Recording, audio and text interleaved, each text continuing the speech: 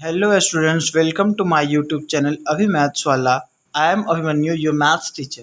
आज इस वीडियो में हम डिस्कस करने वाले हैं class 10th coordinate geometry exercise 7.1 question number 6 का सेकंड पार्ट। आइए देखते हैं इस क्वेश्चन को।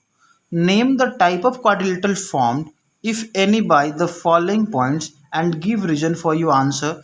नीचे दिए गए पॉइंट्स से हमें ये बताना है कि क्या ये कोई क्वाड्रिलेटरल फॉर्म कर रहा है। अगर ये कोई क्वाड्रिलेटरल फॉर्म कर रहा है तो ये कौन सा क्वाड्रिलेटरल है, उनके नाम हमें लिखने हैं और अपने आंसर के लिए ना हमें रीजन भी देने हैं। तो सबसे पहले तो आपको ये जानना पड़ेगा कि क्वाड्रिलेटरल फॉर्म कब होता है।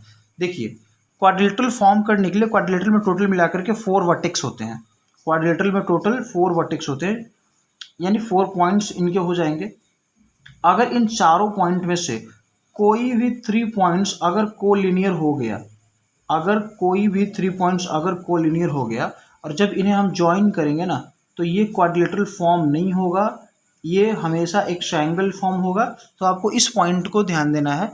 ये 4 पॉइंट्स जो गिवन है ना, 4 पॉइंट्स, ये पॉइंट्स कोलिनियर नहीं होना चाहिए जब हम ग्राफ पर इनको प्लॉट करेंगे। तो अगर इनमें से कोई 3 कोलिनियर हो गए तो क्वाड्रिलेटरल फॉर्म नहीं होगा, वहाँ पर ट्रायंगल फॉर्म हो जाएगा। तो ये हमें देखना है। आगे इसको हम देखेंगे भी इनको ग्राफ पर प्लॉट करके कि क्या ये जो पॉइंट्स है ये इसमें से कोई ऐसे 3 पॉइंट्स हैं क्या जो कोलिनियर हो जा रहे हैं। अगर ऐसा है तो क्वाड्रिलेटरल फॉर्म नहीं होगा, अगर ऐसा नहीं है तो क्वाड्रिलेटरल फॉर्म होगा। और कौन से क्वाड्रिलेटरल फॉर्म होंगे हम उसको आगे देखेंगे। अभी सबसे पहले हम यहाँ पे डिस्टेंस फॉर्मूला का यूज करके ए और बी के बीच के डिस्टेंस को फाइंड करते हैं। तो चलिए, A B is equal to distance formula हमने ऊपर लिखा हुआ है, इनका इस्तेमाल हम जस्ट करेंगे। अभी डिस्टेंस फॉर्मूला x2, इसमें x2 की वैल्यूएशन 3 है एंड x1 की वैल्यूएशन -3 है। तो x2 माइनस x1 का होल स्क्वायर कर देंगे plus y2 is 1 minus 5 is y1।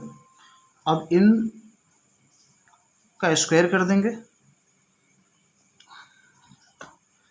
3 minus minus plus होगा और इनके स्क्वायर करेंगे हम यहाँ पे। अब 5 से 1 माइनस किया, माइनस का 4 और इनका भी स्क्वायर कर देंगे। 3 + 3 वी गेट 6 का स्क्वायर और 4 का स्क्वायर यहाँ पर कर देंगे हम, -4 का square. 6 square is equal to 36 and 4 square is 16। तो 36 और 16 को हम ऐड करेंगे तो 6 and 6 12 का 2, 3 और 1 4 कैरी 1 5। तो ये √52 आ गया। √52 को अगर हम इनका फैक्टर कर दें तो वी कैन राइट 2 × 2 4 एंड 4 × 3 हम करेंगे ना, तो 4 × 3 we get what, 4 × 13 we get 52। अब यहाँ पे 2 रूट से बाहर आ जाएगा और ये 30। तो हम यहाँ पर हमने ये बोला, हमने ये देखा कि A B is equal to what, A B is equal to 2√13। चलिए आगे देखते हैं। ए बी के बाद अब हम बी सी को फाइंड आउट करते हैं। ए बी के बाद अब हमें बी सी फाइंड आउट करना है। बी सी को फाइंड आउट करते हैं। बी सी, बी पॉइंट यहाँ पर गिवन है, इसको थोड़ा सा और नीचे कर लेते हैं। बी एंड सी, चलिए now for B C under root 0 - 3 का स्क्वायर कर देंगे प्लस 3 - 1 का स्क्वायर कर दिया हमने। तो 0 - 3 वी गेट 3, -3 तो माइनस का 3 स्क्वायर प्लस 3 में से इनको माइनस हमने कर लिया तो 2 का स्क्वायर कर देंगे। -3 का स्क्वायर 9 हो जाएगा और 2 का स्क्वायर 4 हो जाएगा। तो अब हम यहाँ पे कह सकते हैं कि B C is equal to √13। First वाला आया हुआ है 2√13 जो कि ए बी है, और ये हमारा आ गया है √13। आइए अब आगे देखते हैं। आगे हमें यहाँ पे अब हमें सी डी देखने हैं। Therefore now C D is equal to same distance formula apply करेंगे हम, सी एन टी। तो -1 और ये 0 हो गया का स्क्वायर कर देंगे प्लस हमें करना पड़ेगा -4 एंड माइनस 3 के स्क्वायर का, तो यहाँ पे हमें -1 मिलेगा, -1 का स्क्वायर कर देंगे और यहाँ पे -7 मिलेगा हमें, और इनका भी स्क्वायर करना होगा। -1 square is 1 and -7 square is what, -7 square is 49। तो अब हम यहाँ पर ये लिख सकते हैं कि therefore C D is equal to what, C D is equal to √50, √50। चलिए आगे देखते हैं। अब सी डी के बाद अब बारी आती है ए एंड डी की। ये ए गिवन है और ये डी गिवन है, तो बस ए डी फाइंड आउट कर लेते हैं। अभी जो हमने 3 पॉइंट्स हमने देखा ना, ए बी की वैल्यूएशन 2√13 है और इसका √13 है और ये √50 है। अभी तक कोई ऐसे साइड नहीं आया है जो एक दूसरे के इक्वल हों। देखते हैं ए डी की वैल्यूएशन क्या आ पा रही है। ए डी -1 है यहाँ पे x2 के जगह पे, -1 एंड -3, इनका स्क्वायर कर देंगे, प्लस -4 और -5, इनका भी स्क्वायर करना होगा हमें। अब यहाँ पे हो क्या गया कि -1 और माइनस और माइनस, माइनस और माइनस वी गेट पॉजिटिव, इनका स्क्वायर कर देंगे, प्लस -9 का स्क्वायर कर देंगे। अब आगे देखते हैं। -1 + 3 प्लस माइनस माइनस तो 2 का स्क्वायर हो जाएगा, प्लस यहाँ पे -9 का स्क्वायर है ही यहाँ पे। अब हमें क्या करना है, अब बस इनके स्क्वायर कर देने हैं। वी गेट 4 एंड यहाँ पे हमें ना 81 मिलेगा। Therefore we can say that कि A D is equal to √85। अब आप देखिए यहाँ पे ना, हमें देखिए यहाँ पे अब हम क्या कह सकते हैं यहाँ पे,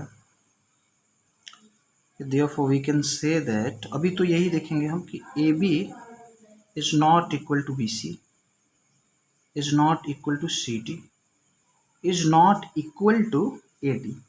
तो जब ये चारों साइड्स एक दूसरे के इक्वल नहीं हुए, किसी भी ऐसे कोई साइड हमने यहाँ पर नहीं देखा, कोई ऐसे 2 साइड्स हमें नहीं दिखे जो एक दूसरे के इक्वल है, तो क्या क्वाड्रिलेटरल यहाँ पर फॉर्म नहीं होगा। देखिए एक बात बताते हैं, अगर क्वाड्रिलेटरल के चारों साइड्स एक दूसरे के इक्वल नहीं है फिर भी क्वाड्रिलेटरल फॉर्म होता है, और वह क्वाड्रिलेटरल आपका होता है ट्रेपेजियम का। जैसे ट्रेपेजियम में आप देख सकते हैं, ये आपका ट्रेपेजियम है। तो ट्रेपेजियम आपके, बस ट्रेपेजियम में यही होता है कि एक ऐसे क्वाड्रिलेटरल होते हैं जिनमें 1 pair of opposite sides are parallel, ठीक है ना। और एक किसी कंडीशन ये होता है कि non parallel sides are equal, तो आइसोसेलेस ट्रेपेजियम हो जाते हैं। और एक क्या होता है कि नॉन पैरेलल साइड्स आर, कोई ज़रूरी नहीं है कि हमेशा इक्वल नहीं होंगे, नॉन इक्वल भी होंगे। तो यहाँ पर एक ऐसा केस बनता है जिसमें क्वाड्रिलेटरल के चारों साइड्स आपस में इक्वल भी नहीं है फिर भी क्वाड्रिलेटरल फॉर्म हो रहा है। तो फिर हम अपना दूसरा कंडीशन यहाँ पर अप्लाई करेंगे, वो हमारा ये है जो मैंने अभी ऊपर जस्ट यहाँ पर समझाया हुआ था, कि अगर इसमें से कोई 3 पॉइंट्स ऐसे हमें मिल जा रहे हैं जो कि कोलिनियर हैं, देन क्वाड्रिलेटरल नहीं फॉर्म हो पाएगा। तो इसको सबसे पहले हमें ग्राफ पर प्लॉट करना पड़ेगा। चलिए देखते हैं। देखिए यहाँ पर इसको हमने ग्राफ पर प्लॉट किया हुआ है। पॉइंट ए के कोऑर्डिनेट्स -3 एंड 5 गिवन थे, तो मैंने यहाँ पे स्केल से 1 सेंटीमीटर की डिस्टेंस मैंने ली हुई है, और 1 जो हमारा पॉइंट ए है -3 एंड 5 उनको प्लॉट किया तो इनका पोजीशन ही आया। सेकंड वाला 3 एंड 1 था, उनको प्लॉट किया तो उनका पोजीशन यहाँ पे आया। और थर्ड वाले को जैसे ही हमने प्लॉट किया उनकी पोजीशन यहाँ पर आ गई, ये वाई एक्सिस पर ही आ गया 0 एंड 3। और लास्ट वाले पॉइंट को हमने प्लॉट किया तो यहाँ पे -1 एंड -4 हुआ। अब इनको जैसे हमने स्केल से ज्वाइन किया, ये एक स्ट्रेट लाइन में आ रहे हैं। आप देख रहे हैं, ये फर्स्ट पॉइंट है, ये सेकंड पॉइंट है एंड ये थर्ड पॉइंट है, और तीनों एक ही स्ट्रेट लाइन में आ गए। मीन्स ये हुआ कि 3 पॉइंट्स जो थे ना वो कोलिनियर हो गए। तो जब 3 पॉइंट्स कोलिनियर होंगे तो क्वाड्रिलेटरल यहाँ पर फॉर्म्ड नहीं होगा, ठीक है ना। तो फिर इस वाले पॉइंट से हम ये कह सकते हैं कि यहाँ पर किसी प्रकार का कोई क्वाड्रिलेटरल फॉर्म नहीं हुआ है। तो इनका रीज़न हम यहाँ पर लिख लेंगे। जैसे सबसे पहले हमने यहाँ पर लिखा हुआ कि A B is not equal to B C, is not equal to C D, is not equal to A D, and